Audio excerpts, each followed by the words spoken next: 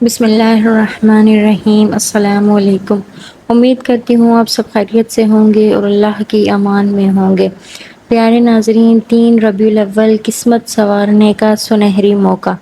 3 ربیع الاول کل بروز ہفتے کو ہے اور اس دن آپ نوافل پڑھ کر اپنے لیے اور اپنے بچوں کے لیے، اپنے والدین کے لیے جو بھی دعا دینی و دنیاوی حاجات ہیں وہ مانگ سکتے ہیں۔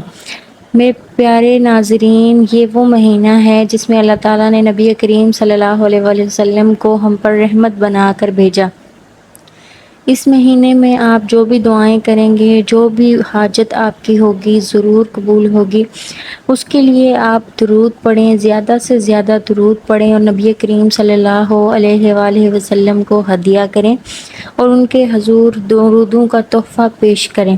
انشاءاللہ اللہ تعالیٰ آپ کو اپنی رحمت کے سائے میں رکھیں گے اور نبی کریم صلی اللہ علیہ وآلہ وسلم کے طفیل بے شمار نعمتیں اور رحمتیں بخشیں گے۔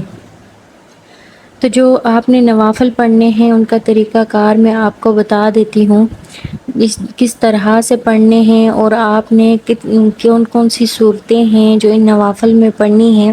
شیخ الوظائف عبقری وظائف کی یہ جو ہے تصویر، اس میں نے آپ کے لیے یہ سیو کی ہے کہ میں آپ کو بتا سکوں کہ بعض بزرگان دین سے منقول ہے کہ ربیع الاول کی تیسری شب کو نماز عشاء کے بعد 2 رکعت نماز نفل اس طرح سے پڑھیں کہ ہر رکعت میں سورہ فاتحہ کے بعد 1 بار آیت الکرسی اور 3 بار سورہ طٰہٰ اور سورہ یاسین پڑھیں۔ اگر سورہ طٰہٰ اور سورہ یاسین زبانی یاد نہ ہو تو صرف آیت الکرسی پڑھ لیں اور نماز کے بعد دیکھ کر سورت پڑھ لیں۔